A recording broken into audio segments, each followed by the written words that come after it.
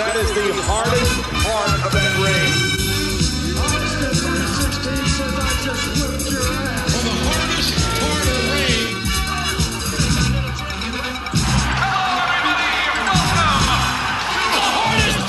Hello and welcome to episode number 10 of Hardest Part of the Ring. This is the podcast where four friends get together to discuss the wonder of pro wrestling. And for the first time ever, we actually have got together. Hey. We're in the same room. Usually, people probably won't know this because the sound quality is so astounding, but we record over Skype in separate rooms in our houses after watching pay-per-views alone in our bedrooms. Crying. I watch mine in my bedroom. But today we got together at John's house. Studio J. To watch Survivor Series together. It's the Monday after Survivor Series, and yeah. Team Hardest Part of the Ring. Team Hardest Part of the Ring got together. We're still friends, so we are going to record our 10th podcast. How do you feel, guys? 10 podcasts in. Aged. Yeah? I feel like we need to get a fifth member. Should we do some auditions? It'd be great if we had like a run-in during this episode. I want a Kurt Angle in our pod. Like an elderly gentleman who can't really move very much. Yeah, exactly. We can arrange that. So, Survivor Series 2017. We will get to reviewing that shortly. But first of all, I should introduce these guys that have just been speaking. My name is Adam, and we are here with Sam. Hello. With John. Hello. And with Brett. Hey. So our last episode was the Riptide interview, the chat we had with Josh Bevan from Riptide Wrestling. Thank you so much to everybody who's downloaded that. It's been a really popular episode, and I think we got a load of new listeners. So hello, thank you for returning. I hope you enjoy our review podcast as much as you did our Riptide one. We're going to talk a little bit about NXT Takeover, War Games, which happened on Saturday night. We all loved it, right, guys? Yeah, totally. Yeah, it was good. Yeah. We all loved it, right? Yeah. I don't understand the rules of War Games. No, there were a lot of rules at the beginning of that match, weren't there? There's a whole screen of this is what's happening. I had to pause it to read them all. Yeah, and to actually digest them.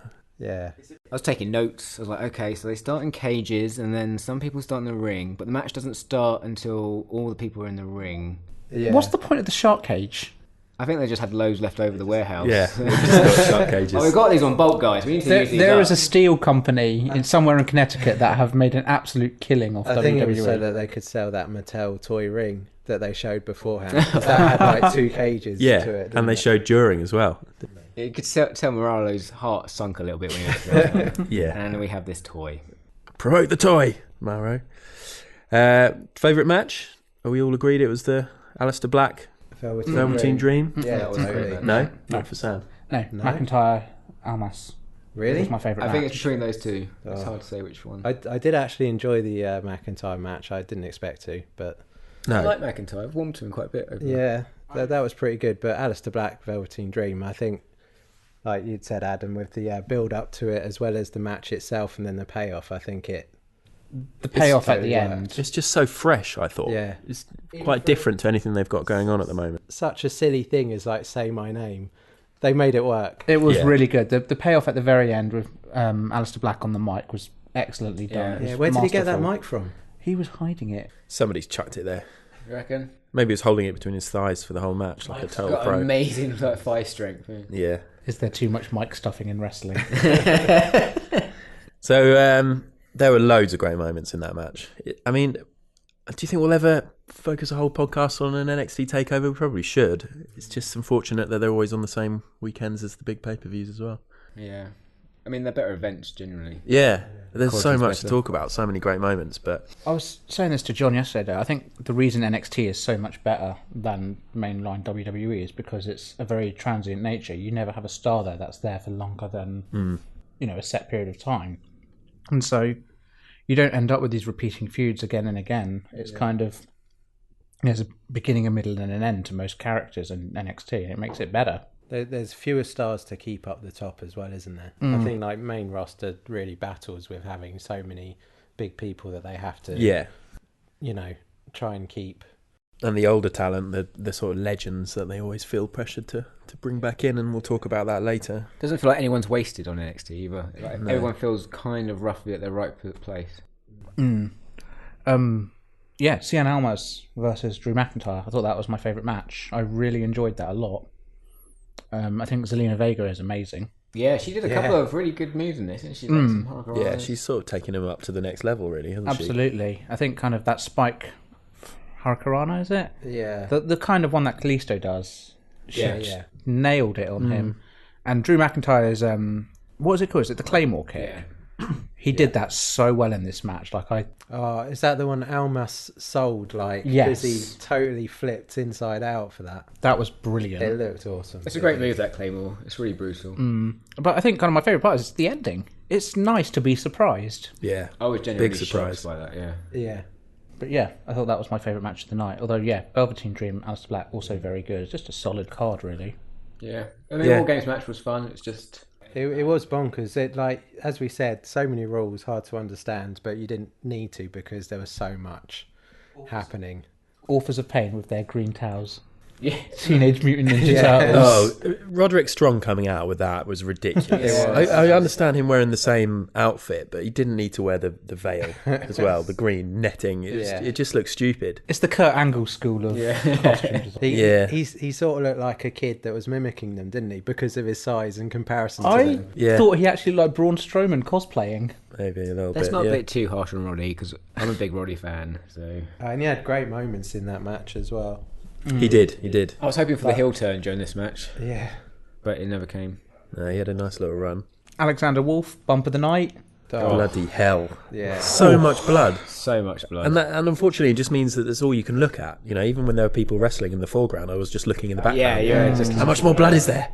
Yeah, it's never good when you see a pool of blood. No, it's no good.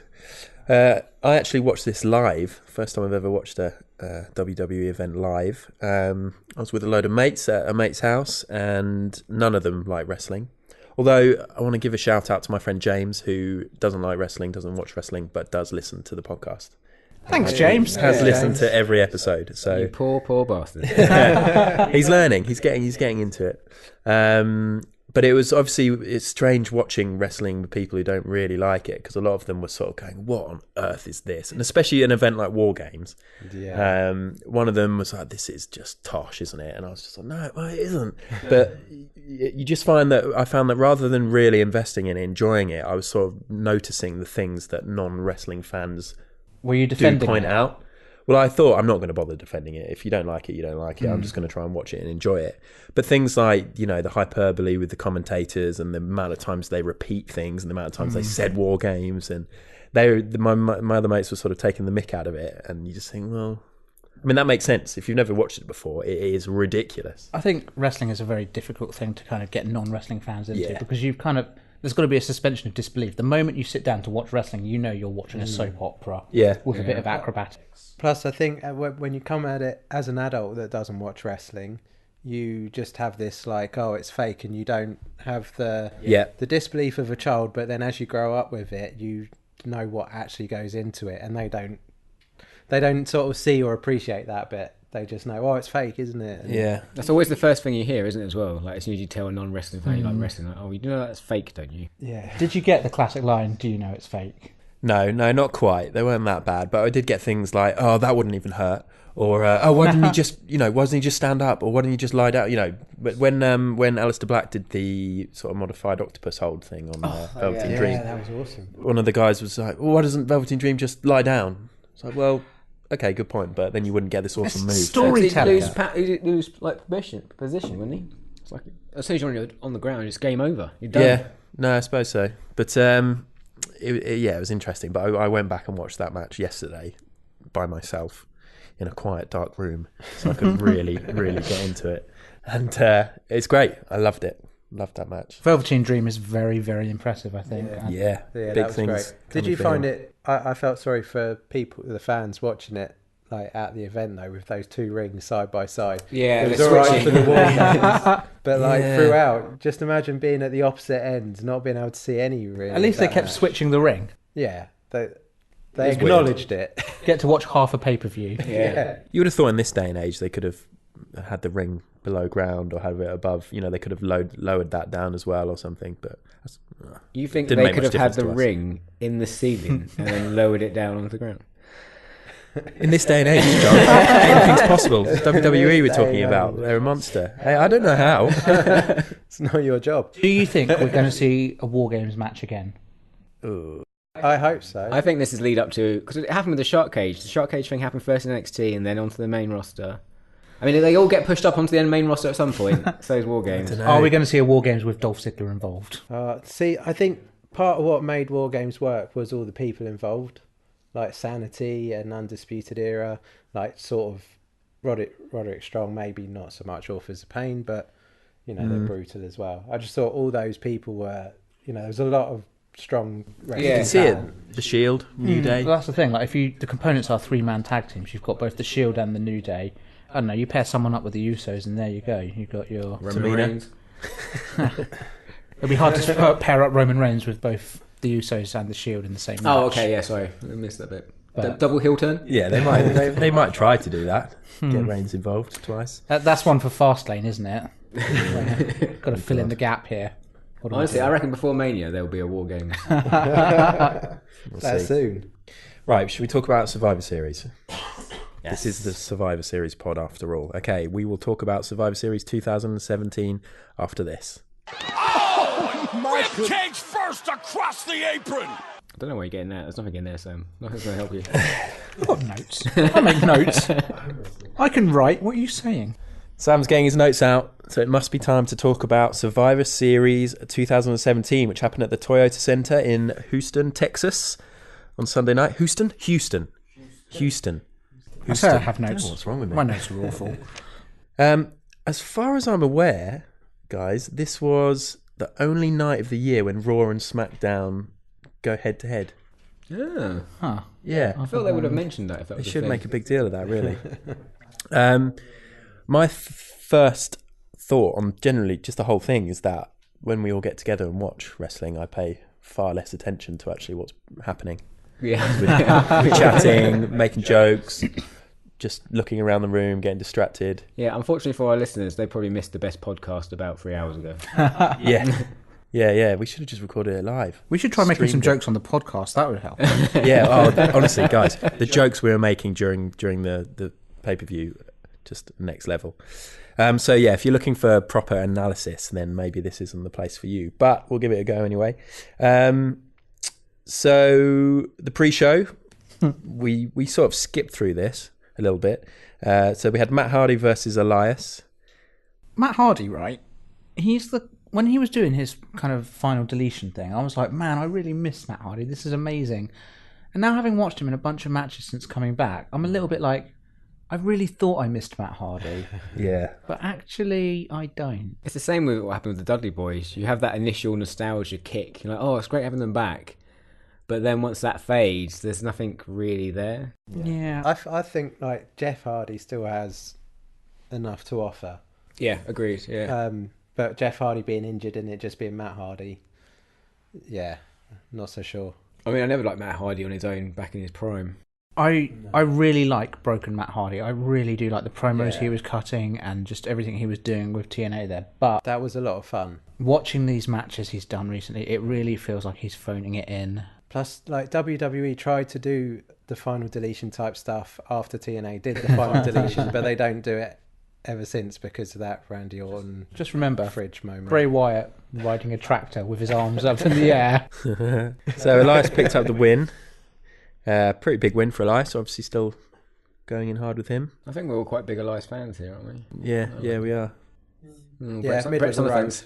I like Elias. Yeah, There appears to be some buzzing in the background. We're in John's flat. it's Travis Banks. Sorry, John's mansion. Kiwi Buzzsaw. Yeah, Travis Banks is in the next flat trying to get in. Next match was Enzo Amore versus Kalisto, Cruiserweight Championship. We just saw a very funny video of Kalisto. Kalisto with his best entrance of the year. Yeah, botching his entrance. Enzo retained, yawn, boring. And then we had Kevin Owens and Sami Zayn against Breezango. Kevin Owens, who a year ago was Universal Champion. Sami Zayn, a year ago, was having a Intercontinental title match against The Miz. And here they are in the pre-show because they're naughty boys. But this is a weird one, right? Because even though they're on the pre-show, they feel more relevant to the core of SmackDown now than Kevin Owens did as champion, and Sami Zayn did as just Zayn was on Raw, I guess then. But yeah, it's so weird with those two. It really is at the moment. I was expecting to have a much bigger involvement in the whole situation. Yeah, it's hard to know whether this is them being punished or whether this is always part of the original plan. It does seem a bit like WWE is getting a bit petty as an employer.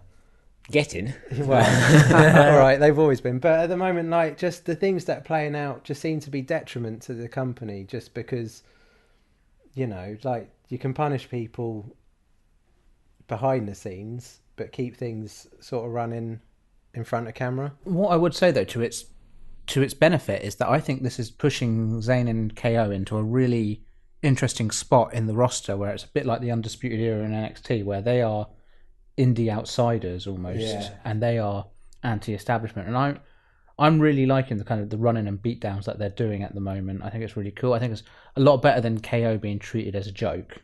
Yeah. Which I think is kind of very detrimental to his character, considering, you know, he is essentially this kind of school bully-esque wrestler. Oh, and he's so easy to hate, isn't he? Like, he's great at getting the heat. Yeah. And I'm so impressed with Sami Zayn as a heel as well. Yeah. He's working really well, isn't it? He's a real dickhead hype man. It's great. He's really smug. Yeah. yeah. I mean, He's nailing it. It's definitely interesting on SmackDown with those two at the moment. For me, it's the most interesting story in WWE at the moment. It wasn't a great match, though, was it? The pre-show. Throwaway. Yeah, I don't even remember it. It was over very quick. It was. So the first proper match, the main card, was the New Day versus The Shield.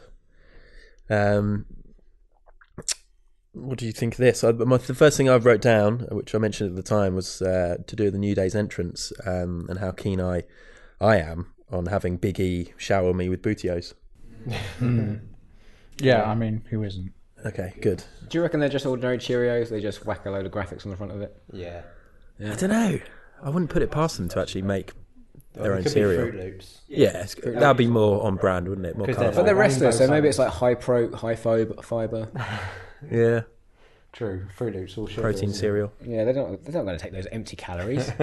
New Day's promo at the top of the match saying, you know, the Shield are basically going to get into WrestleMania season, then one of them's going to break up. Yeah. They're completely right, aren't they? I think the Shield will be together for WrestleMania. Do you think? Yeah. They won't bring them back together just for 6 months. I don't know, that kind of short-sighted thinking. That's got WWE written all over it. Yeah, I'm not so sure how long it's going to be. They It haven't got feels many like big it's going to be matches. short. Who do you reckon's going to turn? Seth. You reckon Seth again? Yeah. Yeah, why not? Yeah. I'm going Dean. We want Seth to turn, don't we? Dean. Dirty Dean. Dirty Dean. Dirty Dean. Sam thought Dirty Deeds was actually Dirty Dean. What a great name for a finisher. Dirty Dean. It'd be a different kind of finisher, though, wouldn't it? Oh man, that'd be it so would. gross. It took a long time to get going, this match, didn't it? Yeah. I think expectation was quite high after the New Day's run with the Usos. Some great matches. Obviously, the Shield being back's quite big, and this it wasn't bad. No, it was decent. It was. I think it was a slow start because it was like putting the Shield over, just them, just beating on New Day. Yeah, for it felt ages, we were just wasn't it? waiting for the It inevitable. was one-sided, and you were Yeah. waiting for that. Comeback. I think there were some decent spots though. I liked Roman Reigns' spear that kind of broke up the kick out. I thought that was cool. That was cool. The Yeah. double Midnight Hour was nice. That was great. Other than Seth Rollins sort of With just setup. thinking, you know what, I'm going to get in on this. It looks comfy up there on Big Yeah, E's right. shoulders. I think that's the power of Big E though. Big E's shoulders look like the most comfortable. Oh man, you could sleep up there for days. Yeah, right. They had the splash with Kofi going over. Well, you know, when it was like a totem pole type finish. Yeah. Oh yeah. That was cool. I really love Kofi Kingston. Yeah, thought- he's such a good wrestler. The match was okay. I think it just kind of it hit all the spots it had to hit. It Yeah. was decent. I don't think it did anything special, but I think it was kind of it was a match that people wanted to see. Yeah. And the Shield going over was never in doubt, really, was it? I find it hard to think what they're going to do with the Shield going forward. Do you reckon that's why they brought Triple H back? Have that authority. I think they're going to break up the Shield. Did we? Just in time for WrestleMania. It's nice seeing the actual Shield and not a Shield with Triple H or Shield Kurt plus Angle. whoever's available. Yeah, Roderick Strong. Yeah. You're going to get yourself a half and half t-shirt? Oh, they were awful. Weren't they? You should just get some of your old wrestling T-shirts and chop them in half and do some. Well, halves it and kind of halves. feels like They're that's on what trend. they did with those. I don't think they were printed like that, were they? Do you reckon? I feel like they were just. If they just done it themselves, then one of them would have had the left side of the Raw T-shirt, and the other one would have the right side. If they're trying to be frugal, they're cutting back on fireworks. Less and stuff. pyro, less t-shirts. I still reckon Dean was just frantically backstage stitching those together. Maybe. They looked very well done. Dean's a great thrower. He's got great fanship. Yeah, Dean would be the one that would be Yeah. so, Oh, yeah. definitely. Roman just clocking his fist. T-shirt analysis out the way. On to our second match, the Women's Survivor Series match. So we had Team SmackDown, captained by Becky Lynch, with Carmella, Natalya, Tamina, and Naomi. And then Team Raw, captained by Alicia Fox, with Bayley, Sasha Banks, Nia Jax, and Asuka. What was this match? I quite enjoyed this. I enjoyed all the moments where Asuka got in the ring. I even Started dominating. I mean, she was great, but I even thought Tamina had quite a good show. Tamina, my God. I know. well- I know. She was blowing a bit hard in places, but She was sweating her ass off. But that's the most she's worked in months. Yeah. Yes. Sam was convinced. What were you convinced of? I was convinced that Paige would be returning. I think I was 100%, I too. think you said. Did Paige return? Yep. In your heart. Yeah. Soon. Was she backstage? I tell you what. So we're recording on the Monday, aren't we? We have Yes. a Raw and a SmackDown, a go home to go through here. Next podcast, if she's not back by then, by all means, please rip me apart. Oh God, that's actually a good point. We usually record on the Tuesday evenings. Yeah, we're missing the... But- So we're doing it on the Monday, so we're missing the Raw. So If we have a page at a go home, I need about a 15-minute section in the pod, just to. you could record an extra bit, and we'll. I was add wondering it where to you're the going with that, Sam. end. Yeah, you just need 15 minutes to cool down. Only 15 minutes. I'll be back in a jiffy. I wouldn't be surprised if she came back. So you think she's going to come back on Tuesday? On think they've got- SmackDown? Why not bring her back for Survivor Series? Why not bring her back for SummerSlam? I don't understand. She wasn't ready for SummerSlam. I think she is coming back. She's been out for a very long time with massive neck surgery. Before it started, we were all talking about Alicia Fox and how much fun we've been having with her. Well, yeah, because a few months she's been ago having she and was we've on been 205 Live with the amazing Noam Dar, but not really doing Yeah. much.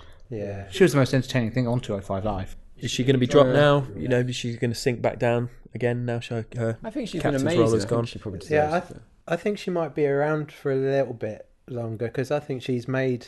She's proved herself. She's made a space for herself. I think, like, she's been given a chance, and I think she's definitely taken it. What's amazing is she's made space for herself in a very talented roster of Raw women's wrestlers. Like on SmackDown, this roster on SmackDown women's is pathetic.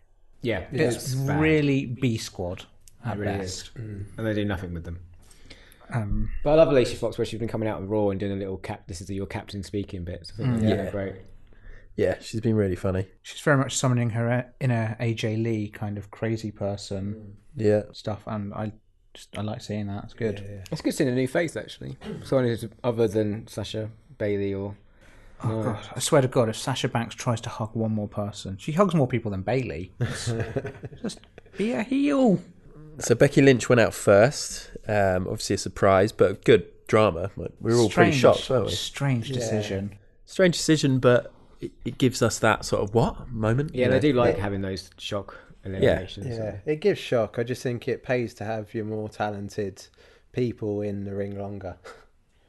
Yeah. Yeah. But then it wouldn't be a shock if one of the others went out first. And it is weird that she then had to go to the back. And I understand that's the rules, but you know, maybe if it would have made more sense if she was able to stay out and captain the team. But perhaps she's been hanging around with Kevin Owens and Sami Zayn. And yeah, she's probably done she's something getting naughty. the backstage heat too. Yeah. But we enjoyed this, didn't we? All in all, there was a little botch with when Fox. Yeah, went that out. was weird. And she got pinned. Yeah. Yeah. Oh yeah, that was a bit strange. Sasha Banks, wasn't it, going into the bank statement? I think the weird part was the announcer didn't actually call her being eliminated, so it was just like, is she gone? What's happening here? Yeah. There's that amazing Oscar armbar on Tamina as well. And Tamina to get rid of Tamina.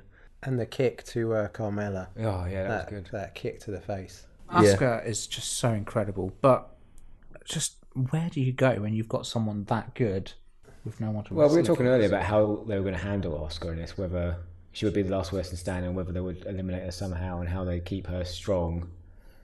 And they kept her really strong. They built up really well. But they still haven't really solved the problem of.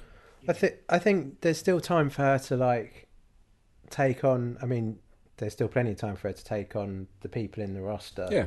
To build up to a belt, and then at that point, maybe that's when some of the top NXT people take a step up. I mean, I've said it before, but I quite like the idea of doing a Mortal Kombat style thing where she works her way through everyone in the roster up until Alexa Bliss. Like, she has to beat everyone. Is Alexa Bliss really the top of the roster? She's definitely the top of the roster. Charlotte? Well, Different roster. Okay, Raw. sorry. Yeah. Top of the Raw. I like that idea. Yeah. Yeah. Literally everyone. They could have some cool graphics showing who she's gone through. Sam, we know, Sam, that you don't feel this way. You just want her to lose. But lose. some of that's a bit old school, isn't it? Like, they have to, they're not just feuding with the same people as they build up through the roster. Sometimes they do. You did used to having to take on all comers to get to that proving your point rather than or your worth for the challenge for the belt. Whereas now it's like you beat one person who's one step below the belt, and then you're going for it too soon. You don't get an idea of what the pecking order is, because it used to be, okay, this guy's the number one contender, this is a big deal, but you don't have that anymore. It's they just chuck people into the title fights just to tie over Brock Lesnar. There's not a lot of room for, there's not loads of room for mid-carders, let alone jobbers. No. If you don't do that, then I suppose that's the then thing. they're not working, are they? There's not really that many. I mean, that wouldn't take that long for her to go through everyone. No. At all. It's just a few weeks. What brand was Emma on? Was she Raw or SmackDown? Raw, yeah. That's a shame, because I'd say she was better than a lot of the SmackDown women's wrestlers. Yeah, makes no sense, that. I mean, I like Carmella, but she lasted quite long in this match.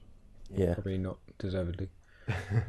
Next up, we had Baron Corbin versus The Miz, and first time in ages I've seen Brett. I watched a Baron Corbin match in the flesh with Brett, and he's so excited. I've never seen a man rip his shirt off and show a Baron Corbin tattoo. I know, massive EOD on the back. Yeah, she did that slide underneath my sofa and then back around. This is just getting and worse. what you've done to your What you've done to your belly button as well. yeah.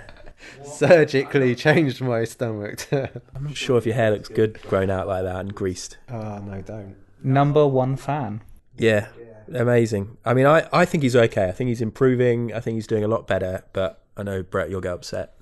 Yeah, I sort of understand why they had him beat The Miz, but come on. They're having Baron Corbin beat people way above his quality level. No, I agree with that. It's just, he's not even proving himself. You know why that is, though? Go on. Troll you, Brett. It's because he's a performance centre through and through. Like, he's someone who's actually come through the WWE system, not through the indies. WWE, they're eating this up. They're like, hey, look at this. We've got this top star who we've trained up. Yeah. They're always going to keep pushing him. I reckon it's similar to for Velveteen Dream. They're going to do the same thing. Velveteen Dream's a good At least he's wrestler, got though. talent. Yeah. And you can see Velveteen, like, learning and picking up so much so quick. Like some of the women's rosters, that are their products, they learn so much. And they've got, such in-ring talent already. Sort of thing. Like, I know because he's a bigger guy and sometimes it's slower transition. That's the Vince McMahon look that he wants, though. Yeah. Vince McMahon's seeing that. He's seeing, oh my God, someone's 6'5" or whatever, 300 pounds. They kind of want him to be the new Undertaker, it feels like. Sure. A bit. Oh, my life. Which is great because he's very much like a dead man. I wanted to get a word in edgeways then, and I was tempted to go, when my hand goes up, your mouth goes closed. Oh, God. Like Corbin did at the end. You're so close to sticking the landing there. That would have been such a great promo, and then he just botched it right on the last word. Deary me. Damn it, man. I didn't really write much or make many notes. I didn't enjoy this. It was I just thought it was an okay dull. match, wasn't it? Happened. No one was really excited about this match before The match happened. And then we had something very controversial, which was Paul Heyman doing a promo and Brett saying... Sorry, Brett, you're just getting loads of heat. Yeah. Brett saying, I don't like Paul Heyman. Explain yourself. Explain myself. Yeah, can you explain that? I get what people like, and I understand why he's there. I just don't enjoy his shtick myself. I love his walk to the ring. Yeah. Got a real bolt. Maybe it's because like his shtick is working on me, and he's getting that proper heel heat from me. So I just don't like him as like from that. Paul Heyman is like an evil circus master. Like, he's a proper ringmaster kind of. He's abusing the animals. That kind of. Are you saying he's abusing Brock Lesnar? Yes, I am. He keeps him in a cage and he doesn't feed him. Okay, fine. He's just, I don't know, this short, fat, horrible man who is really good at promoting someone. I get Brock can't really exist without him either. I love these as a duo. I really do. Yeah, they work very well. And I think Paul Heyman is amazing in the fact that he's had this entire career of promoting ECW and just, being the dad of that. And then having an entire new career of them being intrinsically attached to this beast of a wrestler and making him an interesting draw. And I think that's just amazing.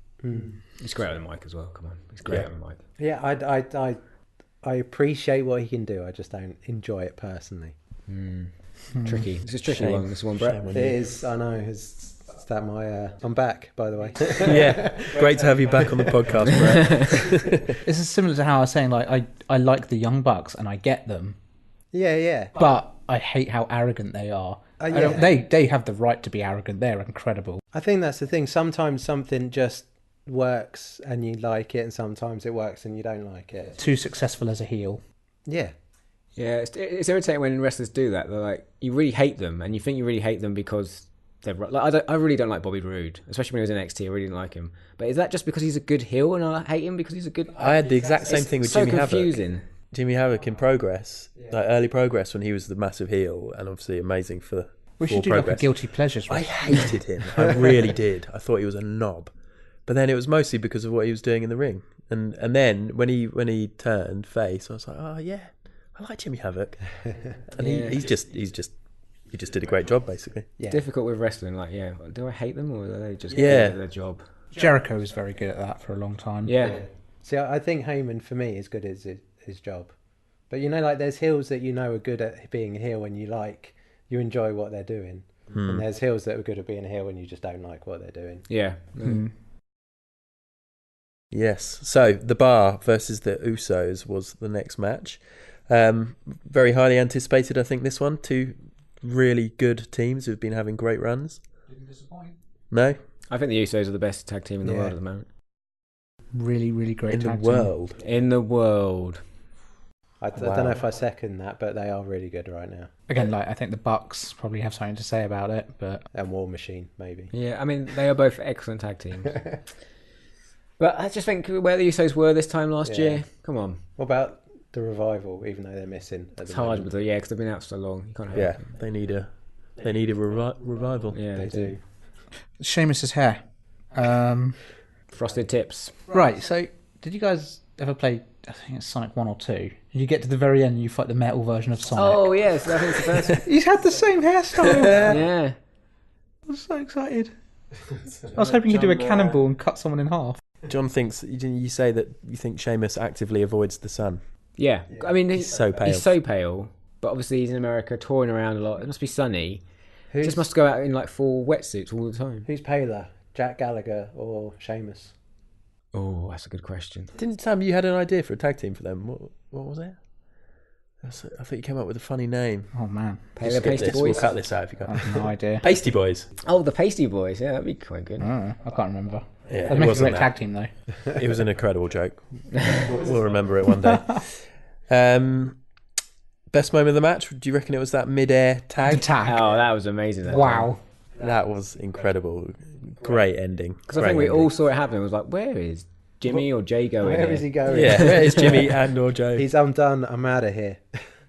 I'm shocked I've never seen that in 20 years of wrestling. No, I don't remember. Yeah, it seems like such an obvious thing to do. So simple, but effective. The Usos they're very on point all the time. Even their opening promo. Their promos have been great. Really well done. They are.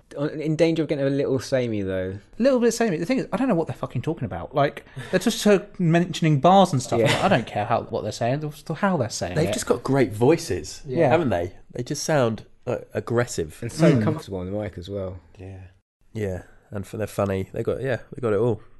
Cool. So after that, we had the match between Charlotte and Alexa Bliss, another highly anticipated match. Two of our favourite wrestlers for sure. Charlotte probably my favourite lady on the roster. Alexa Bliss, John's favourite. Definitely. Who's your favourite, Sam? Asuka. Okay. Brett? I think I've changed to Asuka. Really? Yeah, I was a big Charlotte fan, but Asuka's just so fast and has so many different tools like to use. It's just great seeing her strike people. Yeah, we didn't talk about her transitions and stuff, did we? How great they were in that match. Just she speeds up the match, I think, when Asuka's in there, which is good because sometimes some of the women's matches slow down in pace compared to the men's, and it's good when it like picks up and it gets a bit more, frenetic. Yeah. This match was, I think, match of the night. This or the one after it, I think were both very good, but this was a great match. This was it was hard hitting. Every single spot they didn't look like it kind of was like a nice flowing transition. It looked like when one wrestler got slammed onto the mat, it was like, ooh. Yeah, no one really dominated as well. It was like a lot of back and forth. Yeah. Oh, it's great. It felt like both of them just brought their A game. Yeah. Bliss with a destroyer. Yeah. I love a Canadian She's done that destroyer. a couple of times recently. Love it. It's a great move. Great character, great heel work from her as well. John Cena was doing a Canadian destroyer for a while. Yeah, when he was like trying out new moves. It was around like his springboard stunner time. And oh, so weird. I quite like John Cena. Like, he always tries to bring a new move in when he comes back after a while. Yeah. Didn't do much today, did he? But well, he brought this new move of being pinned. It was weird. Yeah, and what about that figure eight to end on? It was perfect, Lovely bridge, beautiful, up on the toes. We love a figure four, don't we, Adam?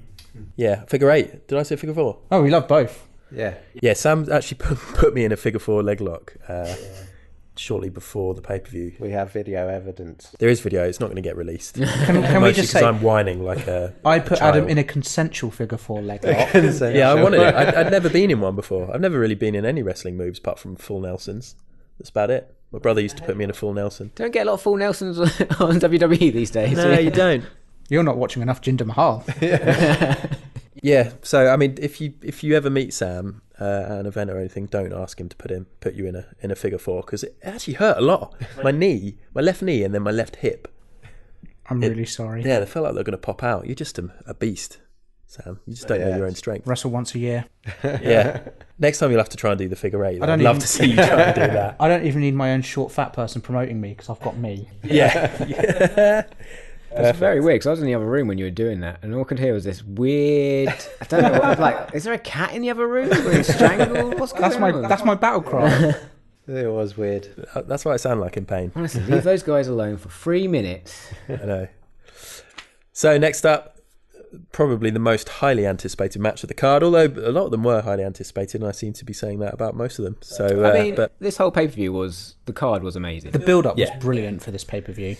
Well, we were all really excited about it. I think, we mentioned at the start how it's just it's weird because actually when the matches start, you realise that there's just nothing at stake and there are no consequences and none of it actually means anything.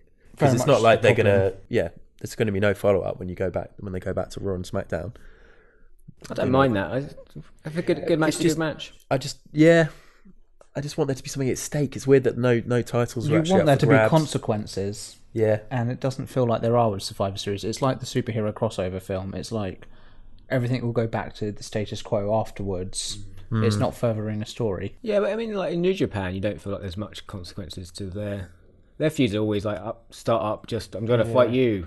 But New Japan is like an event every month, and then most people don't even watch like the house shows that are kind of building up to the pay-per-views. Yeah, I don't watch those. Like with Raw and SmackDown, obviously it's a weekly thing. You've got to keep that beating the whole time, and Yeah, it's difficult. Do you ever think like?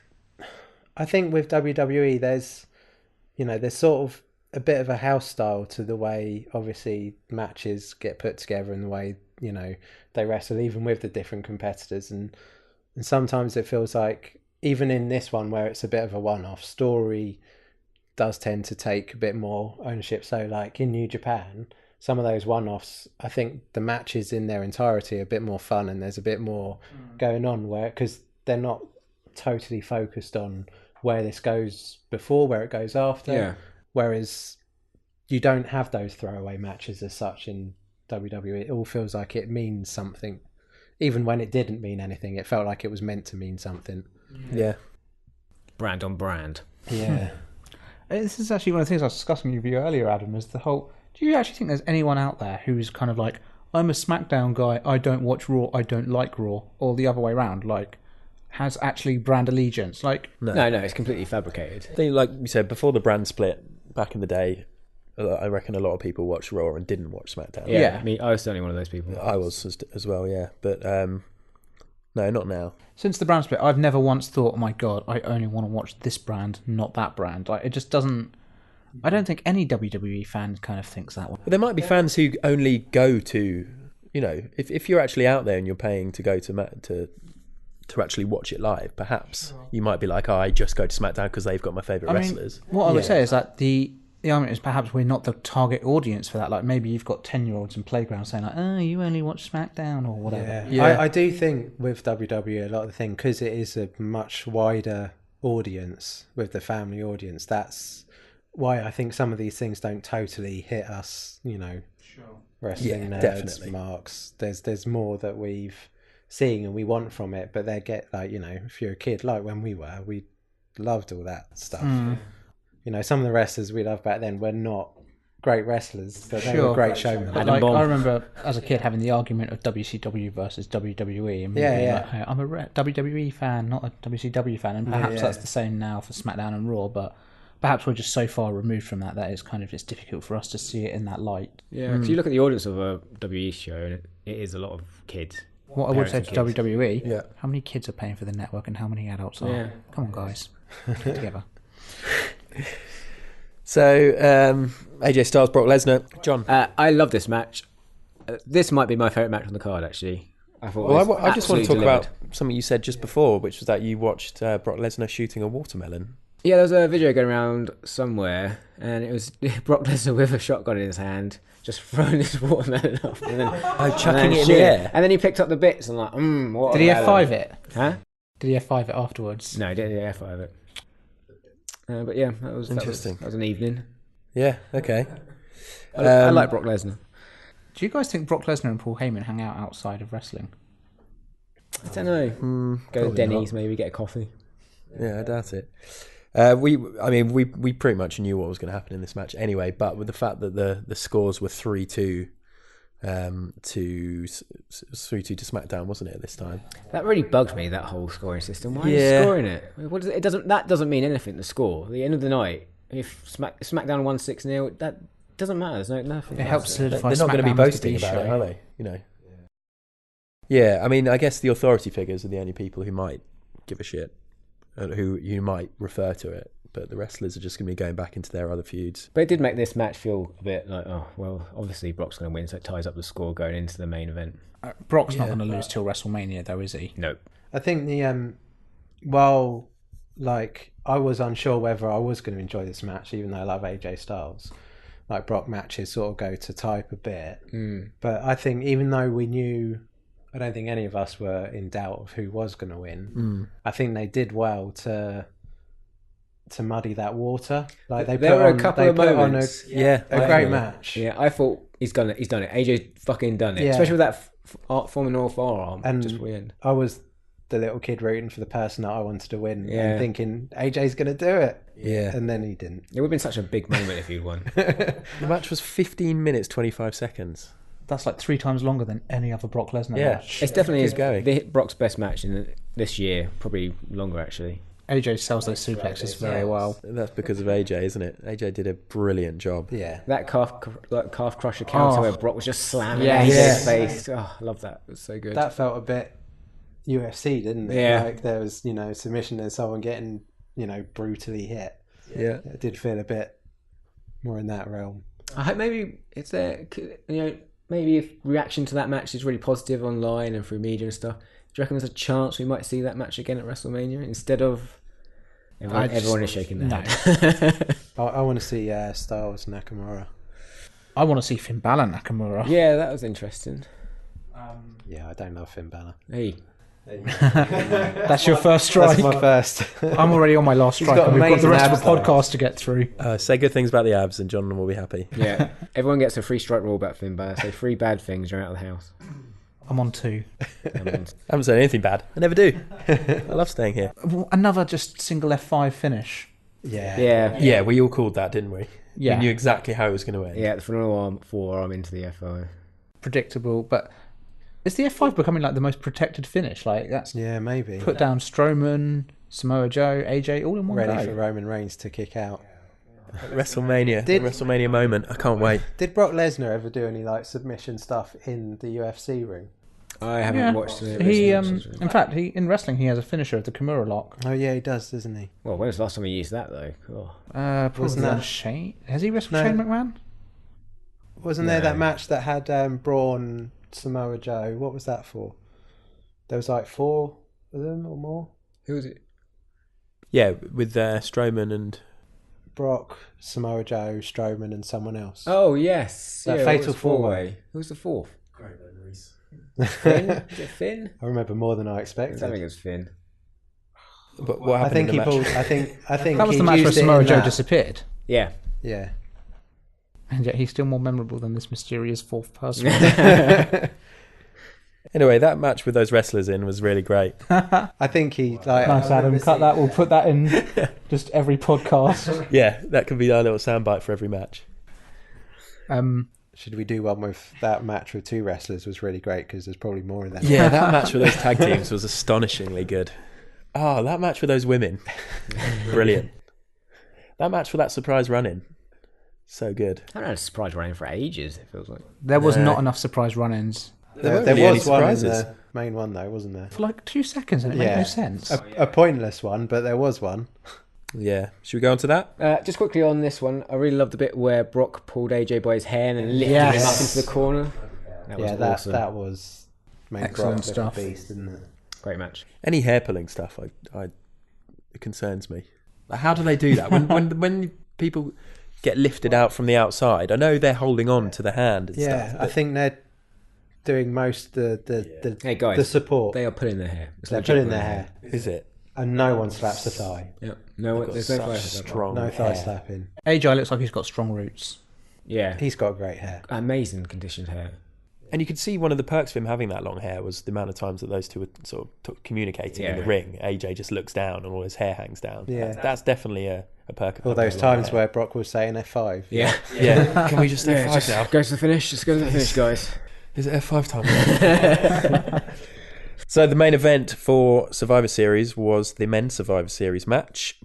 We had Captain Kurt Angle, who he really does stand like a puppet. He's got weird legs. He should not be in the ring. And I think this match kind of proves that as well. Yeah. So Captain Kurt Angle with Finn Balor, Samoa Joe, Braun Strowman and Triple H for the Raw team. And then SmackDown, the SmackDown team was captained by Shane O'Mac with Randy Orton, Bobby Roode, Shinsuke Nakamura, or Shin, as Michael Cole yeah, keeps what was all bloody that calling about? him. Shin, oh yeah, Shin's just over there, just done some nice I moves. think Shin, they're just they're how's it going, Facebook Shin? friends now or something, Yeah. and that's it. Even if they all call him Shin in the locker room, it's too casual. This is formal. This is wrestling. We need to keep this proper. Keep it professional, Michael. Plus, it's a great name, Shinsuke Nakamura. Yeah. Like, you want to say that. It's not even don't like you? it's hard to say either. Yeah, No, not really. sounds good. Shin, and then Johnny C, John Cena. John Cena. I was trying to give it a name there. It's not really worked. John Cena. So yeah, that was it. Big match, Jin John. What do we think of this? I thought it had loads of fun early matchups. We sort of got teased a lot of potential sort of dream match type things with Balor, Nakamura, Triple H, Bobby Roode, not as much, but it was fun start. It's very much let's get the old guys over. Triple H, too sweet Finn Balor at the very beginning. Yeah, on the forehead. It's a bit We weird. own this. We're going to use it. Never forget it. In your face, young bucks. I mean, Shinsuke had was quite lively in the start, didn't he? Had some good moments. Yeah, Shinsuke. Shin.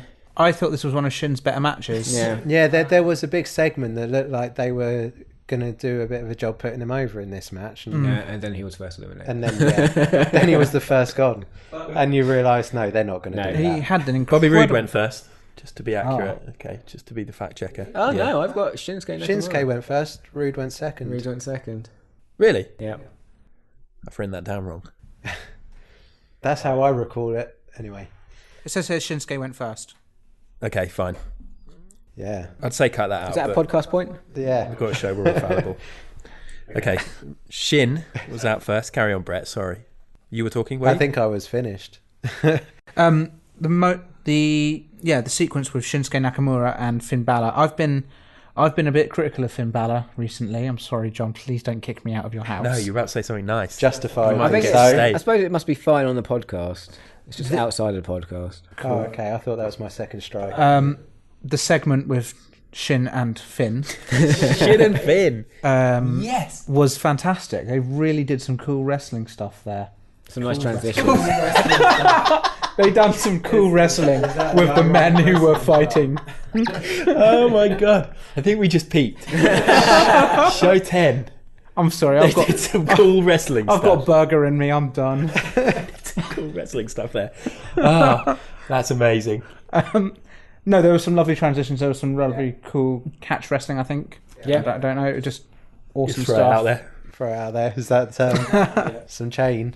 There was some awesome wrestling stuff done by Shin and Finn, and I enjoyed it lots. Good. Well, they have got some amazing talent on both rosters. It's just you don't really see it because it gets buried under the mountain of shit. And then even the way they kind of finished that little segment with the tag in to Triple H and then that section, that's a dream matchup for me. Like Triple H, it's a shame it's not Triple H in his prime, but Triple H versus Shinsuke Nakamura, that is a proper, two worlds colliding from very much the top of their areas. It would be, but Triple H would win. Yeah, well, yeah, of course. I don't want to see Nakamura job to Triple H. Hey, that's the top of the profession right there. that is the pinnacle. You've reached your peak. Yeah, that is it. Reached your peak. You made a very funny joke about Sam about Kurt Angle. Can you replicate it now on this podcast? No, if it's because I fresh? have no idea what. You said Kurt Angle's is a lot like Windows 98. Like technically good, reliable, but old and slow, or something like that. Cool. Yeah, no, I think that kind of covers it, man. I really couldn't remember. I'm sorry. Okay, so you're an in the moment guy. When I make good jokes out of the podcast, I make a note of it. I'm sorry.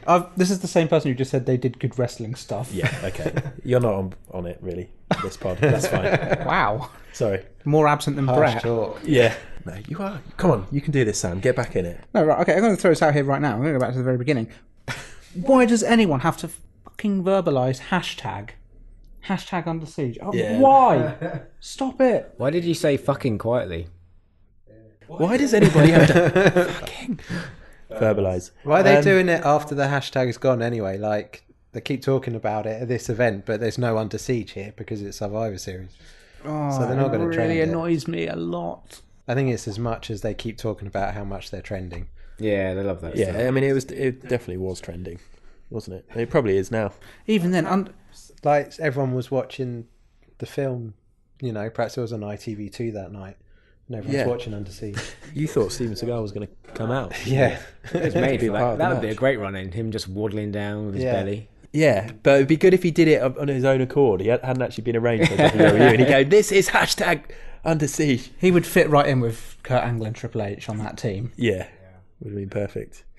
John Cena had quite a quiet match, didn't he? He did. It was almost pointless for him coming back. I liked it when he teamed up with Orton to take care of Braun. I thought that was quite nice. When he tried to do Braun into the AA was pretty cool as well. Yeah, he actually got him off the ground, didn't he? A bit weird as well that he came out in green. Yeah. It's really weird. That doesn't make any sense. I know, were they playing up that he's a free agent and he's not actually back properly? I just think Cena's so big now. He's like, I just turn up and do whatever. Where's his backstage heat? Yeah, he's too big, the man. Obviously, we had a RKO out of nowhere. That was always going to happen. Yeah. We had Kevin Owens and Sami Zayn coming out, beating Shane with a chair. Why? Yeah, that's no effect. Because it didn't get him eliminated or anything. I think that was really... That was just the part of the match I was waiting for, kind of a Sami Zayn, Kevin Owens interruption. I thought they would have a much bigger impact than just kind of being chased off by a 50-year-old man with a chair, which is a bit pathetic. Although he was really levering Sami Zayn with that chair, Yeah, wasn't he? he Oh, he was. really was. Yeah, Yeah. across the back. There was no pulling back on that. Yeah, I was really hoping for a bit more from them Yeah. to kind of be involved in this. It was wasted, that involvement. It was nothing. Yeah. Nothing. I thought they sort of- would be a deciding factor in the match, to be honest. But I feel like they weren't. just didn't pay off on what they've kind of built up with on SmackDown and Raw. I think part of the best build-up to this pay-per-view were both from Kevin Owens and Sami Zayn, and on the Raw side from The Bar. Kind of this whole locker room kind of betrayal kind of stuff, because it just feels like that's something that's going to be going forwards and not just forgotten about the week after. Yeah. Well, they'll keep going with it, but it just wasn't as impactful as it could have been. Yeah. Or should have been. So obviously Shin went out first, as I was saying earlier. Then Rude, then Joe, then Cena, then Balor. So the final 5 were Orton, Angle, Shane, O'Mac, and Triple H. I mean, is it 2006? It was good. I mean, Braun, they did well with Braun, didn't they? He came out looking like a badass as usual. yeah, I mean, he came out probably looking best from this match once again. Although he was missing for a massive chunk of this match. Yeah, because And we thought he was eliminated. Yeah, it was weird. He just disappeared for a bit and no one mentioned him. Then he just turned back on the side of the ring again. But yeah, I mean, the end was really cool. I don't know, it's a strange one. I think Was it? It was strange, Yeah, wasn't I it? just found it odd. I didn't really I don't get understand it. I don't see why. there was an amazing shot of Braun Strowman's face, like of him trying to put all the pieces together, and I think all of us were sat there like, what's Yeah. why? I mean, obviously, Triple H got what he wanted, which was to be centre stage, centre of attention. But yeah. What is going to happen? Is that a follow-on match, do you reckon? Like, to keep Braun away from the main belt for a bit longer? Braun Triple H? Braun, Triple I mean, I'd H. love that. What, a Clash of Champions though? That can't be. Well, maybe a build for WrestleMania. Essentially, they've or built- something further down the line. Huh? Has Braun been a champion yet? Oh, can you only be a Clash of Champions if you've held the belt? No, I don't know, but I just... That'd be a great You step, know, though. if Braun had been Because, champion, I would have told you. You know, I would have been losing my shit. The thing is, right, is that essentially this match, they have used it to set up 3 amazing feuds of Triple H versus Shane McMahon, Triple H versus Kurt Angle, and Triple H versus Braun Strowman. And it's just like, of all the people you want to set feuds up with, you've done 3 of them with Triple H. What the fuck are you doing? Yeah, does this mean he's going to be more involved now, Triple H? I reckon so. Just remember, we've got this problem that this is coming out after Raw, so it might not even be worth speculating. No, come on, we've got to speculate. Let's speculate. Paige. Paige. Triple H versus Paige. Main event. Because obviously Strowman power slammed the crap out of him at the end, so maybe it's going to be like, oh, he's injured, he won't be on TV for like, how long is it until Mania? I mean, I think kind of we're headed towards a Triple H Kurt Angle WrestleMania match. Can they do it? I don't know if they can do it against each other. They're going to have to get someone young in there to carry add the some match. pace or carry it, yeah. Triple H has a daughter. Maybe she can wrestle Jason Jordan. Ooh. Maybe not. Fancy- Okay, I've got a fancy question for you. booking. I've got a question for you guys. Podcast points up for grabs here. Okay. One solitary podcast point. Who has been a survivor, so lasted to the end of Survivor Series match, more than anybody else? I'm going to say Kane, just because... One guess each. Well, actually maybe Randy one, two, Orton. Boom, John. Randy Orton was the sole survivor in 2003, 2004 and 2005. And then he survived with Cody Rhodes in 2008. And then he survived last year with Bray Wyatt, 2016. 5 times he's been the last man. Huh. Good point. There you go. If it's not Kane, it's always I was going to say, Kane seems to be the answer to lots of them, so I'm going to throw Kane out there. I need to find some other questions that don't involve Kane. I'm pretty sure and John Randy. is running away with the podcast points. Yeah. Yeah, we need to add these up. Is this really going towards the quiz? Yeah, I've decided that for our end of year quiz, that these podcast points are going to somehow account towards it. I'm not sure how. It might just be a tiebreaker. You know, if one of you ends up, if 2 of you end up with the same score, then it'll go down to podcast points. And Brett, you're on We will minus see. 10. Yeah, I'm Yeah, way Brett's back. screwed. He's not I'm winning. the Alan Davies in QI. You are, in many ways. So that's it. Any other thoughts on the end of that match? It was just a bit of a weird match, that final match. Yeah. I felt. Yeah. I was really I excited was about expecting more from that match with Yeah. some of the people in it, and I thought I was going to enjoy it a lot more than was presented. Yeah. I enjoyed a lot of the build up to this Survivor Series, and you know, sometimes it's the journey, not the it. destination. The rest of the, I mean, to be fair, it wasn't a bad match. The rest of the pay-per-view was actually really, really good. It was a good Yeah. pay-per-view. Really good pay-per-view. It's the best pay-per-view we've had in a while. Oh, yeah. Absolutely, yeah. It was just slightly underwhelming end. And yeah, It's not even underwhelming, just confusing. Like, what's going on? it's just a strange decision to finish on. It Anyway, just, let's finish this bit on a high. Great pay-per-view, guys. great pay per view. Shinsuke Nakamura looked really good. Braun Strowman looked good again. Yeah, great Jeez. match. Usos look great. Charlotte and Alexa Bliss, great match. Yeah, I'm glad they had a good match because with Alexa Bliss, you're like, is she good in the ring as she's out the ring? Yeah, is she actually good, or is it just me? Put Rose-tinted everything glasses. on that horse now. And that's There were no There's car no need to crashes. call her a horse. Right, Survivor Series 2017 reviewed. Oh, face first into the apron of the ring. There's very little padding there. A dangerous area. It's not wrestler friendly, I can tell you. So coming up in terms of our next podcast, we did think that we were just going to finish the year with a lovely quiz and have a load of fun and say, hooray, what a great year it's been. Nope. New podcast, really enjoyed it. Goodbye, see you next year. But they've only got Clash of Champions in December. Wah, wah. Yeah, so we are going to watch that and we're going to review it. And I wouldn't be surprised if it was our least downloaded episode. But prove us wrong, listeners. Mae Young Classic. So, yeah, nobody really cares about that, but we're going to watch it. Maybe we'll do a little sort of end of term vibe to it and we'll bringing board games in. Get drunk. The board games, yes. So I can't remember what's going to come first. Can you? Is it Clash of Champions or are we going to do the quiz? On the 6th of December, I think, is our quiz. Yeah, okay. So that'll be coming out around then. And then around about the 17th, probably the 18th of December, will be Clash of Champions. Clash of Champions, yeah. So that really will be an end of term vibe. And then 4th of January, early January, Royal Rumble. we have the Royal Rumble. That's late in the month. We do have Wrestle Kingdom on the 4th of Oh, January. yeah, of course. Sorry. Wrestle Kingdom. So, yeah. Oh, yeah, we'll be back with the bang. So we've got quite a few pods coming.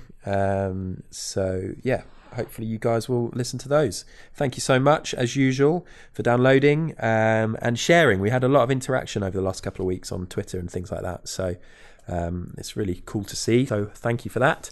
Sam, how can people get in touch? Yeah, so you can find us on Facebook, Instagram. Inscrotum. Instagram. I'm slipping. It's Grasp a on the pressure. socials. You can find us on Facebook, Instagram, and Twitter at Hardest Part Pod, and you can email us at hardestpartofthering@gmail.com. Yes, indeed. Please share and subscribe and rate and all that stuff. Until next time, goodbye from me. Goodbye from Sam. Hashtag goodbye. No, I fucked it. Oh, no. Corbin. Yeah, you're right. We're keeping this in for sure. No. Goodbye from John. Goodbye. And goodbye from Brett. Ta-ra. When my hand goes up, your mouth goes no. That was the hardest part of the ring. That is the hardest part of that ring. For the